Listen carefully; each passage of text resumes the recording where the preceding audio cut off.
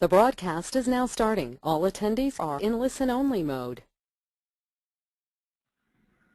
Hello. Hi, everyone. This is Beth Stewart, the Marketing and Communications Coordinator here at the University of Arizona Eller MBA programs. We're really thrilled to be talking with you all today. I'm joined by Adam Tank, who is one of our stellar first-year MBA candidates, and he's going to talk to you about selling yourself and how you can stand out to get into the MBA program of your choice. Thanks for joining us, Adam. Hey, everybody. This is Adam Tank. I'm really excited to be able to talk to you today. I think there's some critical things that aspiring MBA candidates need to know. One, about MBA, and then two, about, of course, how to get in. So the primary topic of today's conversation is going to be how to really set yourself apart from all of the other candidates that are also applying to the schools of your choice. So the first slide we have is a picture of a bunch of different birds. And as simple as this photo looks, I do want you to take a quick look at it and think about a couple of things. So obviously the first is the question right on the title slide, which is, who did you notice more? Of all of these animals, which did you notice the most? And I would assume for most of us, it's going to be the bird that's at the bottom portion of the screen.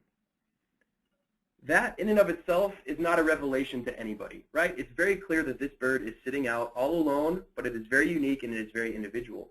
But what's important to notice is that compared to all of the other birds, it really isn't that different.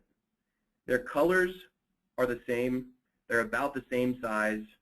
They're all facing pretty much the same way. And that is not unlike exactly what it's like to apply to MBA schools.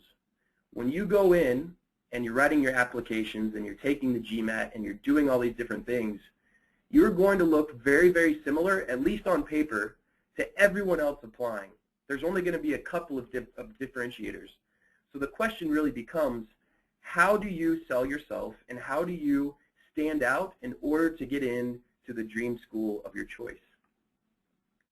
Before we start, though, I want to let you know who I am, how I got into MBA school, and perhaps more importantly, what did not set me apart and what did set me apart.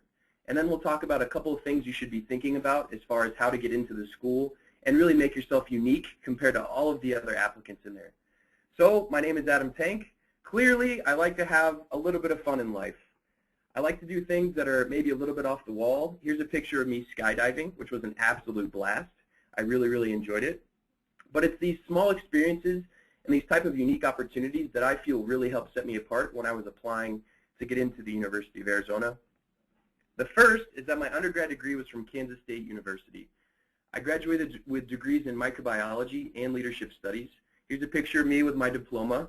Again, in 2010 is when I graduated. And then I went on to work for a company called General Mills, which is fairly large here in the States and around the world. And then I also spent some time in a foreign country, Brazil, where I worked for a small gourmet food manufacturer down there. I'm here now at the University of Arizona Eller College of Management receiving my MBA, and I have a focus in entrepreneurship. We'll talk a little bit about why that is and where my background has led me to this point. But first, I wanted to tell you how it was that I stood out during the application process.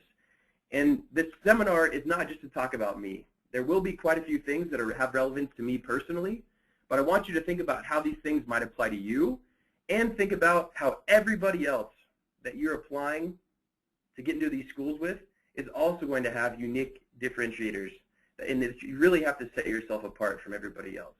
So the first thing I want to talk about is, what were the things that I was not stellar at applying to MBA school? And I think it's a misconception for a lot of people to think that they may be stellar in a certain couple of areas that a lot of people tend to talk about. So the first was my academic pedigree. So I went to a state school in the United States. It doesn't carry an Ivy League title. It wasn't a private university. It wasn't the top school in my field, which was microbiology. So I did not get into MBA school because I had a very powerful brand name school on my resume or on my application. Secondly, I will tell you that my GPA, in fact, was not completely stellar. I had a couple poor grades. I also had a couple great grades. But really, compared to everyone else, it was nothing spectacular. And I'm happy to share more details about exactly what the GPA was and exactly what my different scores were. But I will tell you that if you don't have stellar scores and you don't have a stellar academic pedigree, do not worry, because you can still get into the school of your dreams. Talking about scores, my GMAT score also was not incredibly impressive. It was good, but again, compared to the other hundreds, if not thousands of people applying to the schools that I applied to, it was nothing spectacular and certainly would not have stood out on a resume or on an application when the admissions committee was looking at it. So, if it wasn't my academic pedigree, if it wasn't my GPA, and if it wasn't my GMAT, how in the world did I even get accepted to an MBA school? The first is that I had a pretty unique startup business experience. I was very fortunate in college and after college to be involved with a couple of different small businesses that were international in reach and that did some really unique things in terms of energy development and policy all across the world. And I think that that was something that really helped set me apart from other candidates, especially when I didn't have, again, that academic pedigree, the GPA, or the GMAT scores. I was also extremely involved in leadership activities. Very involved, not only in college, but in my professional career. So for those of you that are either, if you're still in school and you're looking to apply, get involved as quickly as you can in any campus organizations, off-campus organizations. If you're in the professional world, you can join trade organizations. You can join groups like Toastmasters International, which is a public speaking and communications organization. You might do volunteer work on the side. Any of these things are all going to help set you apart from the whole crowd of other individuals that are applying to get into school. Additionally, my work experience, I think, was a huge differentiator. As I mentioned, I work for General Mills, which is a pretty well-known company here in the U.S. And compared to other applicants, that type of experience was fairly unique, especially to the schools I was considering applying to. You tend to have a lot of folks applying to MBA school coming from finance, accounting, consulting, investment banking, some in the tech world.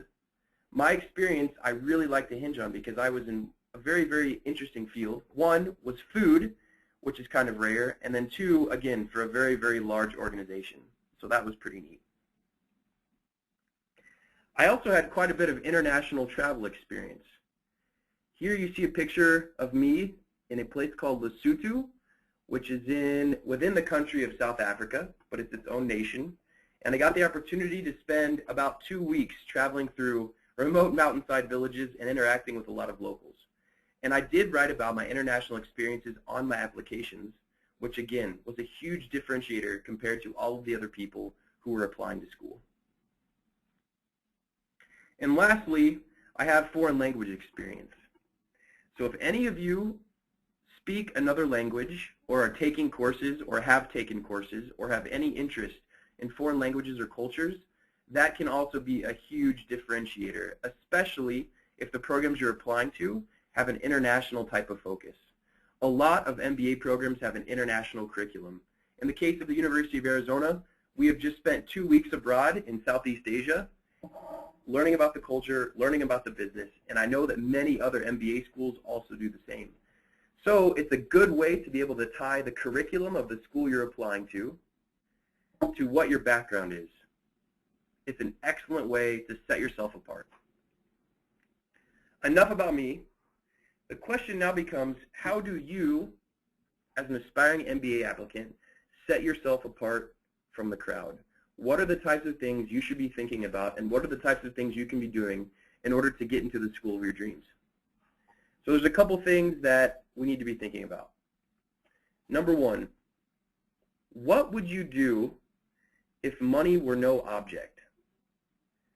If you had all the money in the world, or somebody gave you a blank check and said, go do what excites you most, go do what you're most passionate about, what would you be doing with it? If you know the answer to that, or even if you don't, maybe you just have a couple of ideas. Those are good starting points for the types of ideas you can talk about in your essays, on your applications letters, even on a resume. If you go out and start doing these things, even if it's a small fraction of the total thing of what you want to do, they're going to be differentiators that will set you apart. What about if time were no object? If you could literally do anything and you had all the time in the world to do it, what would you be doing? Again, a great thing to think about and a good thing to talk on when you're applying to MBA schools. And finally, power. If you could control everyone else in the world and you could direct them in any form or fashion you wanted to, what would you have them do? What might you build? What type of career would you have? What type of volunteer activities would you engage in? What types of teams would you participate in? All of these things will help define you as an individual and as an applicant. Another really, really important part of the entire process is thinking about any related expertise you might have that either the school has expertise in or the career of your dreams has related expertise in. So suppose you have expertise in ballet. Very, very strange type of unique experience that not a lot of people have. And by strange, I don't mean odd. I mean a very, very unique and defining experience. So someone coming from a background in ballet or theater, which is not uncommon for people to have varying backgrounds applying to MBA school, how does that relate to getting in to the school of your dreams? Well, number one, that experience takes a whole lot of passion and dedication. And for any of you that have a unique experience, I highly recommend focusing on your passions and your dedication, because those are two things that will certainly look very, very good to admissions officers as you're applying to the school of your dreams. If they see that you're passionate, they see that you're committed and dedicated, they know that you will also be passionate and dedicated to their process and to their school. Maybe you have something else. Maybe you have related expertise in a science field or a tech field or a consulting field. How do those experiences relate to the academic coursework of the school you're applying to or the expertise of the school you're applying to?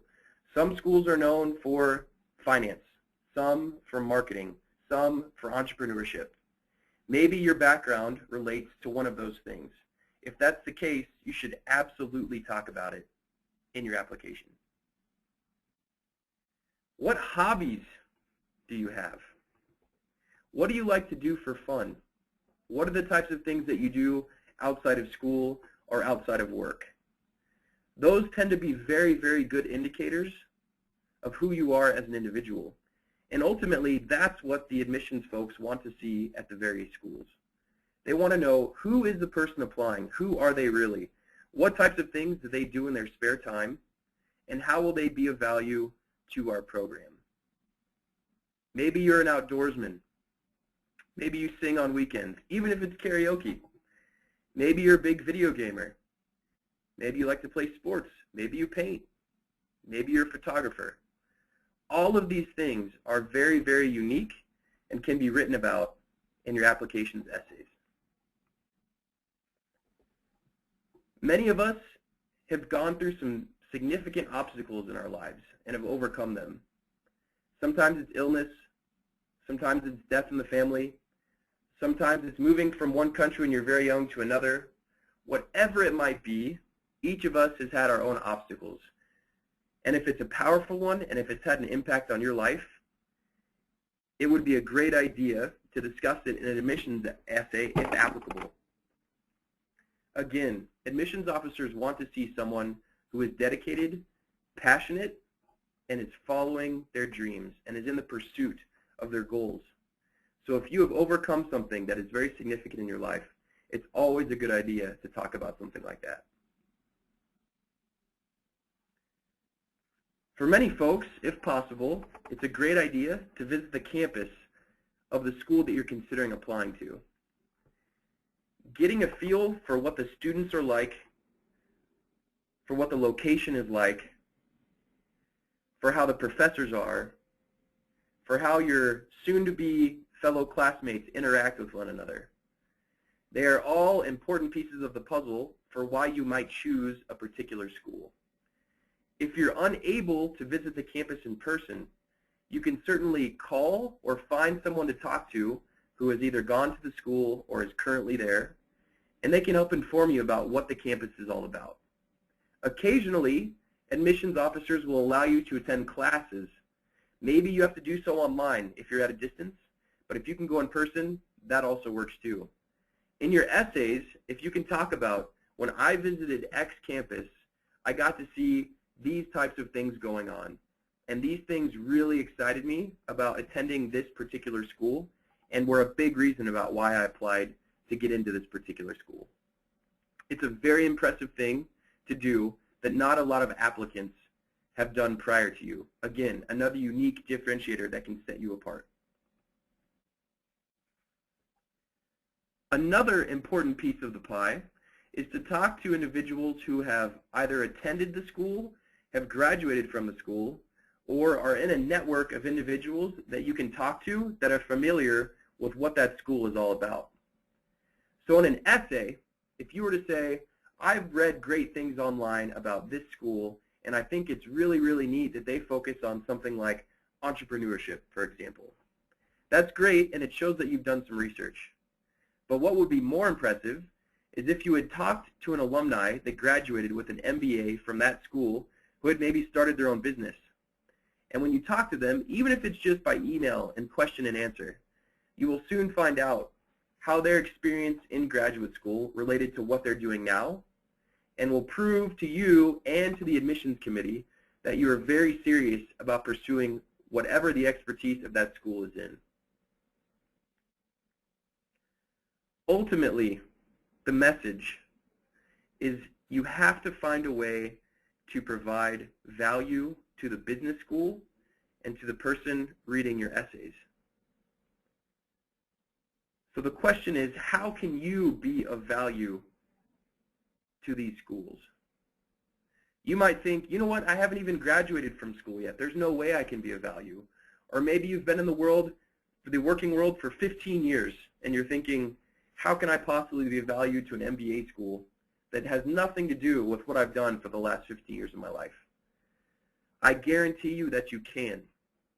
And you really have to think deeply, passionately, and thoughtfully about exactly what it is you can contribute to that school, to your classmates, and what excites you about going back and get your MBA. So think about the various things we discussed. If money were no object, if time were no object, if power were no object, any obstacles you may have overcome, any related expertise you have, those things all add value to the school, and they add value to your future classmates.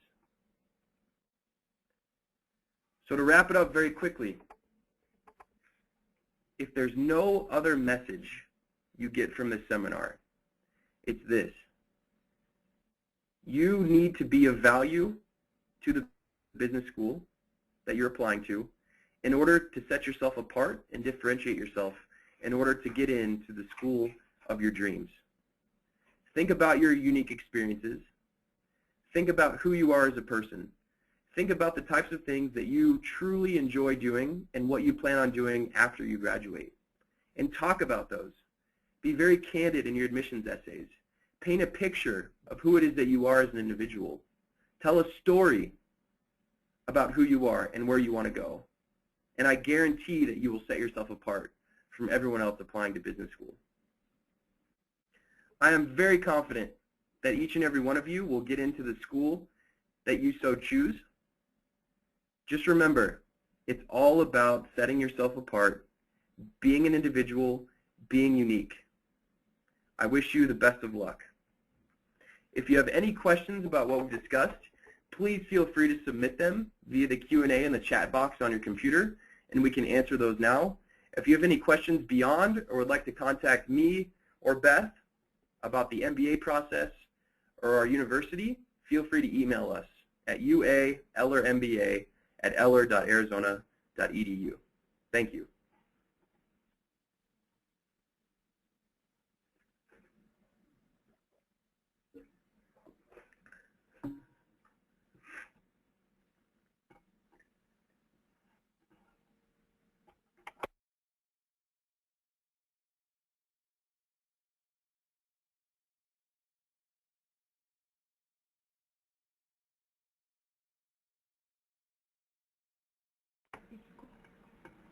So we have a question that is related to the University CGPA to GPA.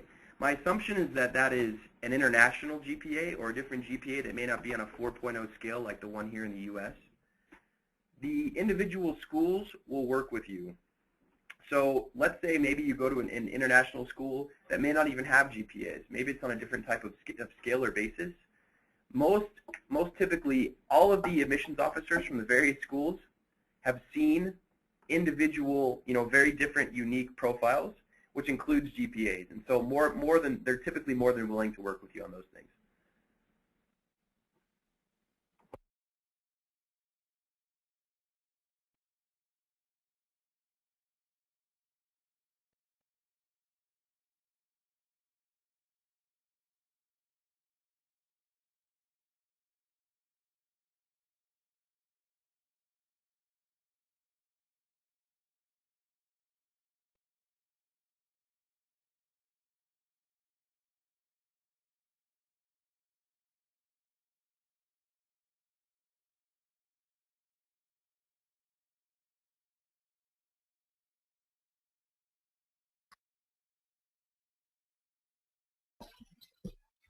Okay, so we've got another great question here. The question is, do leadership skills, international exposure, and volunteer work, are they enough to set me apart, or should I find a quality more unique and interesting?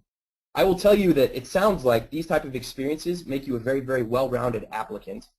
But what I would encourage you to do is try and really focus on one part of those that are very, very unique to you. So a lot of people can say, I led a sports team, or I led a university organization, or I led a club, etc. But if you can say, I started this club and there was one member, or when I joined we had 15 members, and now because of my leadership there are 50, that's something that's going to set you apart.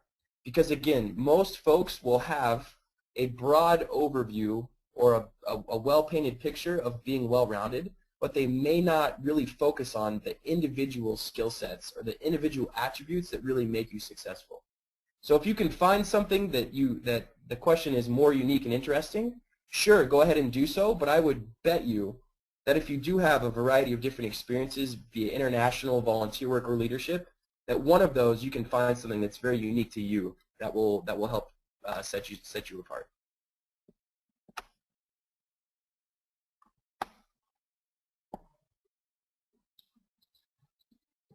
Okay, we've got a couple of other questions coming in. So we have a question: how many days after I take the GMAT do I need to apply for business schools, or are there any time constraints? Those are totally dependent upon the individual school you apply to. I will tell you that your GMAT is good for, I believe it's 4 years. I want to say 4 years. I'd have to check, but I believe it's 4 years. You can check online with the GMAT committee. But after you take it, you have 4 years then before your GMAT score becomes invalid and you have to retake. So feel free to take the GMAT multiple times before you go to school. That way you can get your score a little bit higher. Most schools tend to take the highest score that you have received on that test.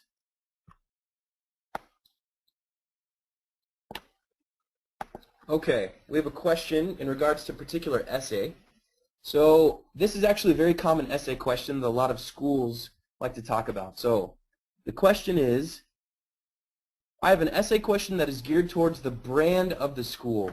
How can I add to the brand success? It confuses me as I know the school specialization and I can talk about me, but branding is somewhat hard to address. That's a really good question. So there's kind of two parts to this question that I think are very important to think about. One is the brand of the school, and two is your personal brand.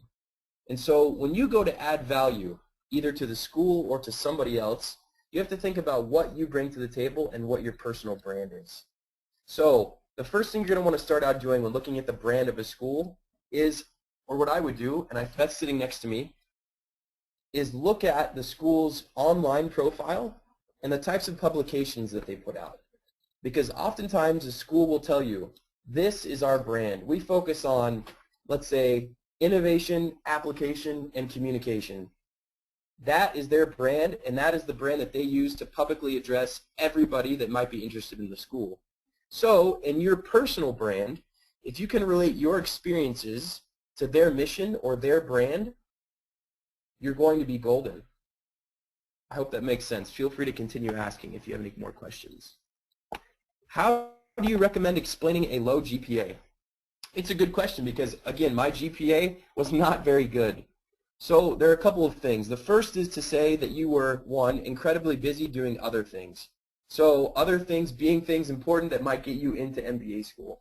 In my case, it was leadership activities, it was international travel, and it was studying other disciplines that weren't necessarily in my core skill set. And so when I wrote, some schools will allow you to write an additional essay explaining either a low GMAT or a low GPA score. Take the time to write, hey, these are the types of things that I was doing.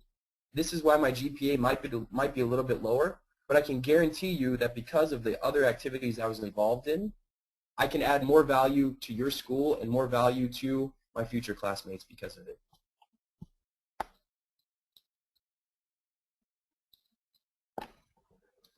Very good question. We have another question asking for tips for selecting the right school for you, especially if you are unable to visit the campus. There are a couple of things to take into consideration. One, of course, is again the online presence. So a lot of schools, if you really dig deep into it, will be posting videos on YouTube, videos on their websites. They will have posted stories about students that currently go there, and they may even have interviews from current students, faculty, or alumni that are either at the school or have been at the school before. That will give you a pretty good feel for what the school is all about. Of course, you also want to take into consideration just some basic geographic factors. So maybe you don't enjoy the snow. Maybe you don't enjoy cold weather. If that's the case, then you probably know you're not going to want to spend 2 years in somewhere that may have, negative temperatures for most of the year. If you like warm weather, it's the exact opposite. Maybe you want to be in a particular part of the world or a particular part of a given country. That's important to think about as well. And then finally, really think about the types of things you want to get involved in and who you are.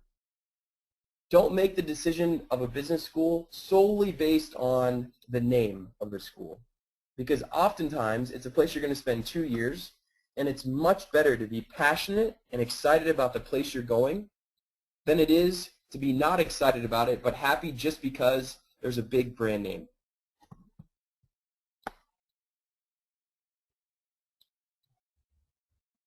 Okay, this is a very interesting question. What do you do if you don't have written proof or certification to back up the activities you have done?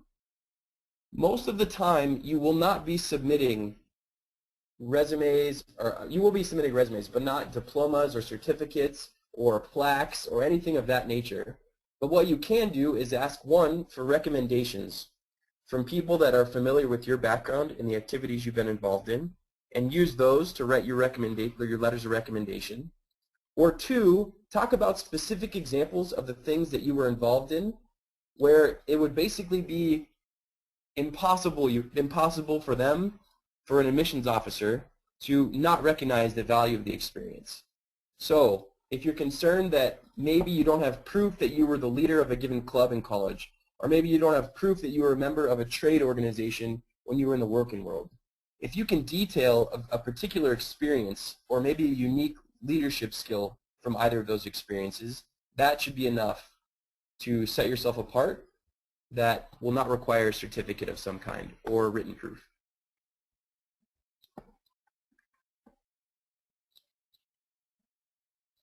Okay, so we have a question in regards to my GMAT is lower than a given school's GMAT average. Should I still apply, especially when the school is a favorite?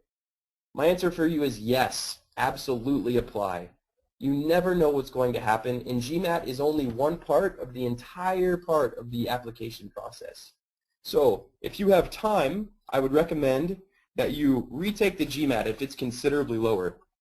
If you're not within maybe 20 to 30 points of the average, I would recommend taking it and trying to up your score. But if not, don't worry. You can talk about your leadership skills and activities, your unique volunteer experiences, your unique background in a particular field, your hobbies, etc. Again, all of these things will help form a well-rounded profile that's going to set yourself apart.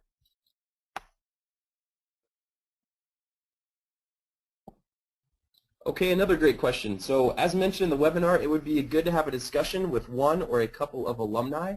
Shall we approach them directly without any prior introduction? And would that be a good gesture? A very, very neat way to get in touch with alumni from the school is actually to call the school itself, or maybe the admissions officers from the office, and tell them that you would like to have an informational interview with alumni or a student from the current school you're applying to. Most admissions committees would not look down upon that. In fact, I think they'd actually be probably quite impressed that you were taking the time to go and speak to members of the school to really figure out what that school was all about. If you can't get to alumni or to students through that route, you can also look on LinkedIn. So www.linkedin.com. If you don't have a profile, I highly recommend it. But LinkedIn, you can do searches for people that have gone to different schools, different types of professions, etc. And if you send a message to them and let them know, I'm an aspiring applicant, I noticed that you attended this school, I would be very curious to do an informational interview with you, most people are more than willing to help, and it would not be seen as a bad gesture. These are fantastic questions. Okay, what is the minimum number of schools do you recommend applying to be on the safe side? This is a question that's very applicable to an individual. So it really depends on what you want to do and the types of schools you're interested in applying to. Again, if you're interested in something very specific, let's say you really want to do nonprofit, international-based microfinance work. There may only be 2 or 3 schools, business schools in the world that have a given specialization in exactly that. If that's the case, then all 3 would probably be a safe number of schools.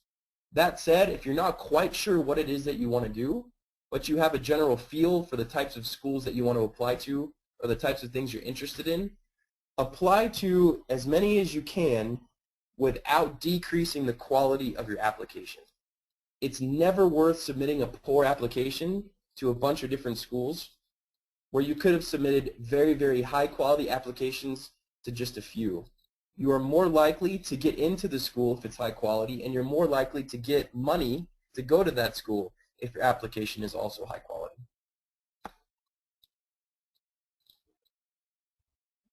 Okay. What is the given weight given to each of the GMAT, GPA, letters, and essays during the admissions process? Again, this is dependent upon the school. It's totally unique. In fact, there are some schools that will waive the GMAT based on your background. Some schools will tell you that GPA isn't a huge consideration. Some will tell you that they like to see more work experience than others. Again, it's totally dependent upon the school.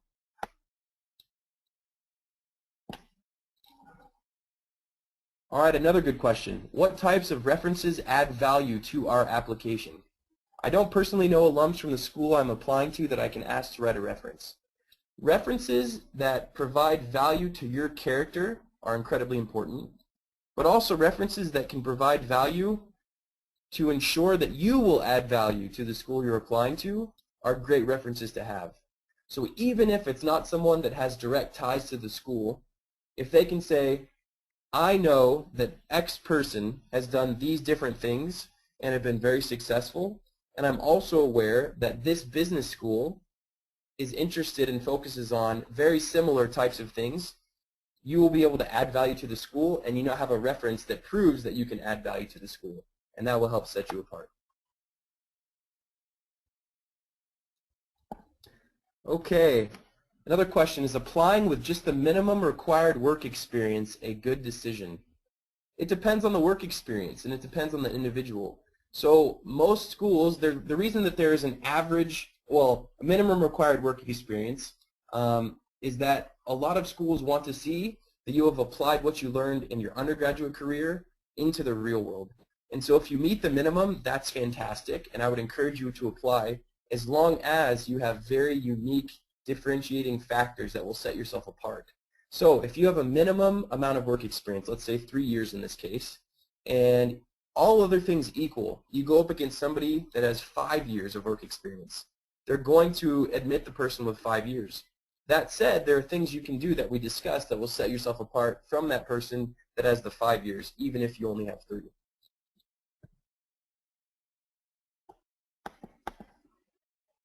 Okay, the next question. Is there weight given to the rounds of admissions? Do we need to justify a late application or a late round admission or submission? This is also dependent upon the school, and most schools are very, very clear about what the, if we want to call it weightages, they give to the different rounds is. And so some schools will have 3 rounds, and they'll tell you that typically the 3rd round is much more difficult to get in, and schools will post this information online. Other schools will not. Generally, it's more advisable to apply in earlier rounds. That way, the school hasn't filled up their slots yet, and you have a better chance of getting in.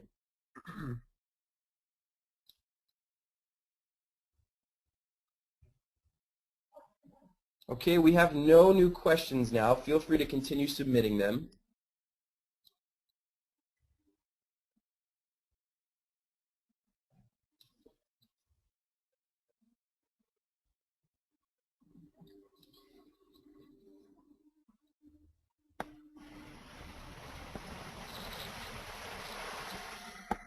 Okay, next question.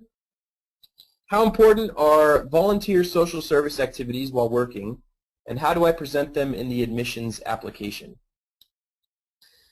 These types of activities are very important if you can show that you're doing it because it's something you're really interested in. Again, you don't want to become involved in a volunteer activity just because it's going to look good on the MBA application or on a resume. That's about one of the worst things you can do, because the admissions officers want to see that you have passions and goals particularly related to either what that school does or what you have done with your background. So if it's much more important to get involved with, let's say, something like a local gardening organization, if you believe in sustainability and you want to have a career in maybe green energy or sustainable food operations, or you want to go into consumer packaged goods industry, that would be something that would definitely set you apart.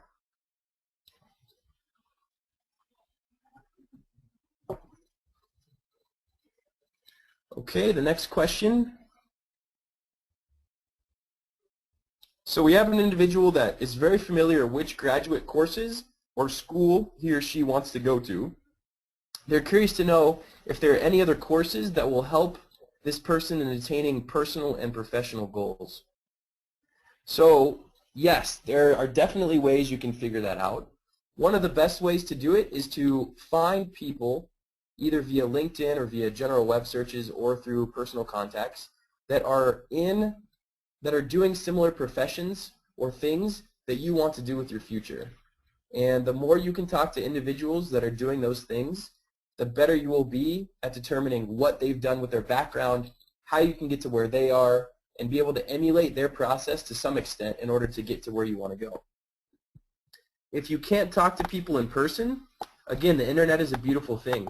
So if you want to, let's say, get into chemical engineering management after an MBA, maybe you do take courses in chemistry at a local community college or a university, or even through online Coursera or Khan Academy type courses that currently exist. There are great online free courses that are put on by major universities that can help get you certified in a variety of different disciplines.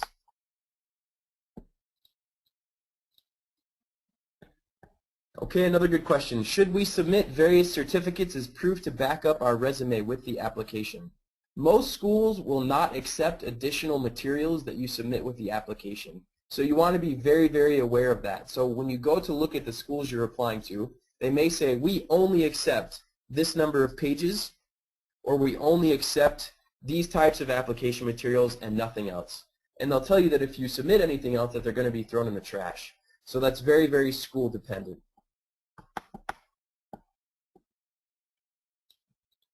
Another good question. Does taking time out or taking time off, like joining Teach for America, have more weight or carry more weight than part-time social work? There's not really an easy answer to this question. I think what's most important is the experience that you gain from either. So someone that spent 2 years in an organization like Teach for America may or may not have had great experiences or interesting or unique experiences than someone who spent 2 years doing part-time social work while working a full-time job on the side.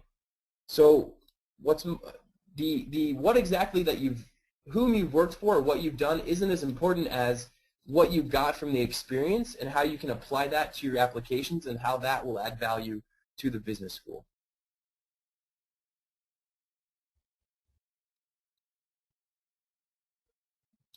Okay, very, very good question. I've heard that working on an alternative transcript could help with a lower GPA, in this case under 3.0. Is that true? I've received certifications in my field and have a lot of work experience. Would it help if I take other courses? If the other courses will boost that 3.0 or that other GPA, that would be fantastic. Again, there's typically a school average GPA for the schools you'll be applying to.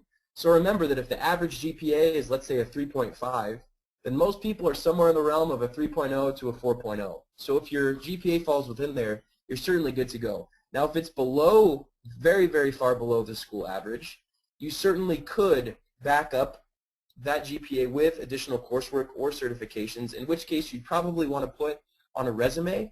But if the school does accept an alternative transcript, that may also be a good place to do so too.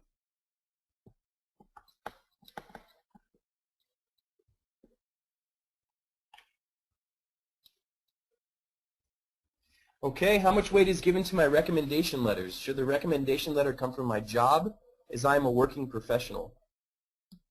This, again, sometimes is school dependent. Some schools require that you have a letter of recommendation from your supervisor. Others say anybody that has known you over your entire life. Some would prefer to see it from an academic perspective.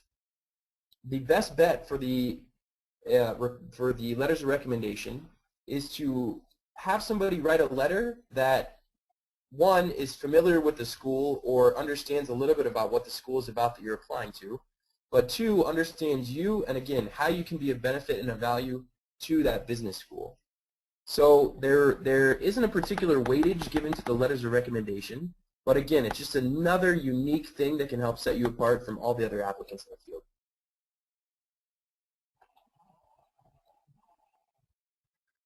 Okay, next question. A couple of schools have responded positively to my profile assessment. Is it a sign that my chances are quite good to get in, although my GMAT is way lower than the GMAT average of the schools? What I will tell you is that they probably do see promise in you, but that the GMAT is an important part of the entire application process. If it is considerably lower, I would definitely recommend retaking the GMAT and trying to get a better score. In my personal GMAT experience, the first time I took it, I was not happy with the score I received. I was slightly below the average for the schools I was applying to, and after retaking it, my score jumped considerably. And it was not looked down upon by admissions officers. I had submitted both the first GMAT score I received and then, of course, the second. And the second was the one they looked at and the one that they were more concerned about. And so if you can retake the GMAT, as painful as it might be, it's definitely recommended to do so.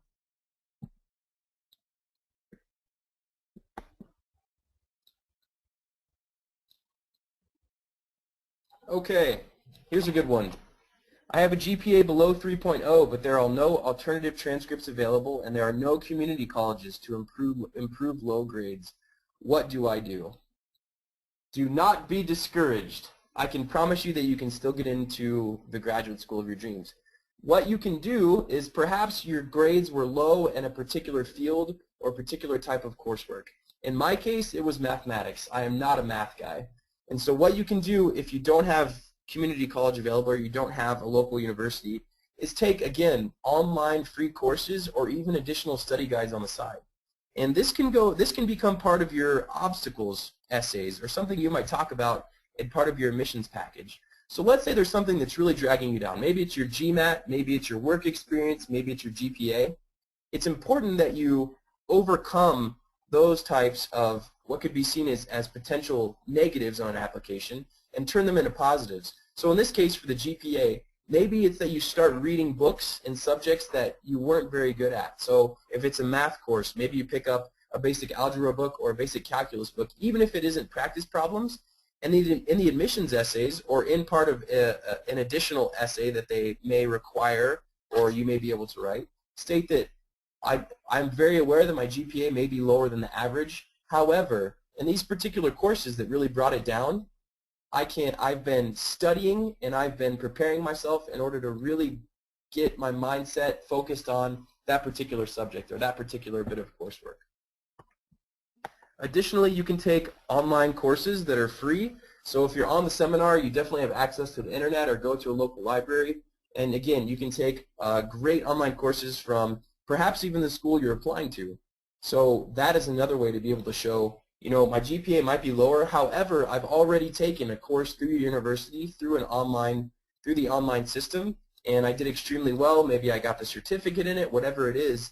And that'll show you that, yes, I am academically capable of going to business school, and even more so, I'm academically capable of attending the school that I'm applying to.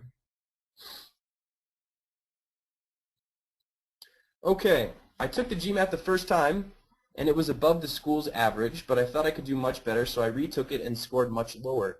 I'm scheduled for a third retake, but I can't score higher than my first attempt. Should I still apply and rely on the admissions looking at my highest first attempt?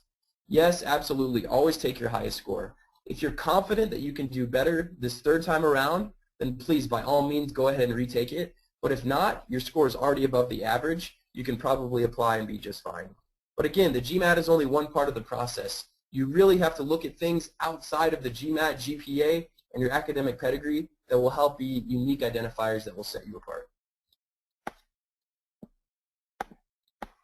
Okay, we have another question. Would you recommend retaking the courses that we did not previously score well if that is not our intended field, or just any course that we can earn a higher grade in? I would recommend retaking courses that you did not score well in if they are really bringing your GPA down that much. Again, GPA is one part of it, but if you can retake a course that will take your GPA from, let's say, a 3.3 to a 3.5, or maybe a 2.9 to a 3.1, that will do quite a bit for you in terms of the admissions process. That said, again, the GPA is only one factor, so maybe you can blow the GMAT out of the water and you'll have very unique experiences via your background or things you're interested in or hobbies that will help overlook that GPA that you might have.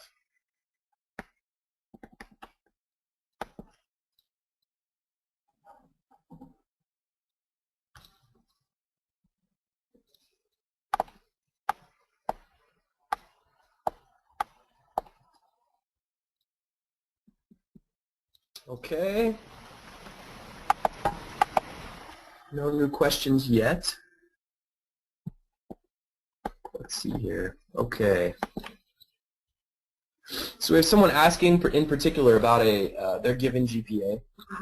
So is a 3.5 out of 4.0 with a master's degree in science considered low?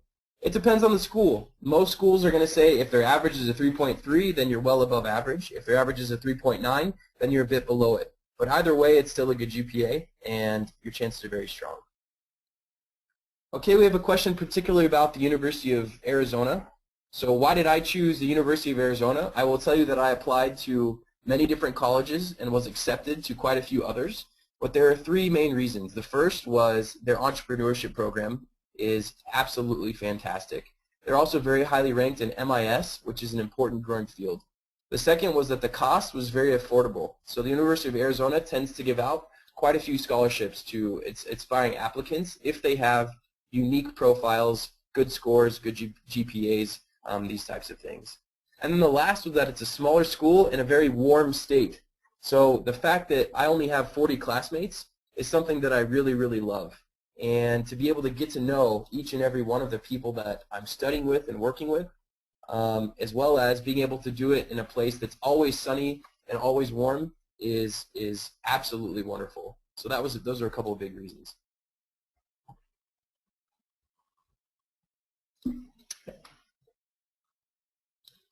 Okay, could you please provide good sources for online certifications or any other useful sources to improve my low grade subjects? The first I would look at would be courseera.com. So www.courseera.com. So Coursera or Coursera. It's a great website that will allow you to take courses from a variety of different schools all over the world that upon completion of a given course, they're all online and they're all free, you will then be sent a certificate saying that you successfully completed the course. You can take it in almost quite literally any subject that you're interested in, and it's a good way to show that you have that you are very serious about your academics and that you're very serious about being an intellectual and going back to school and going to graduate school and being successful there. I'm trying to think about some others. Some of the other things you can do is that any other useful sources to improve low-grade subjects. There we go, coursera.org. My apologies. So the link has been posted to the chat window. Yeah, Beth is going to jump in really quick. Hey guys, I also just wanted to mention it's a good idea to just be up front and work with the admissions team at the schools you're applying to. Sometimes there are different ways to look at the data. For example, at the University of Arizona, we're able to just consider the last 60 units of someone's degree.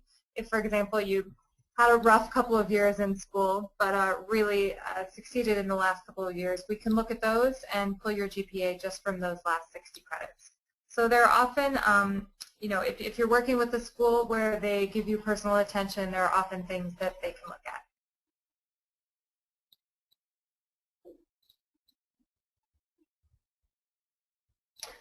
Okay, I think that's about it. Thank you very much for attending. If you have any other questions, of course, feel free to email us.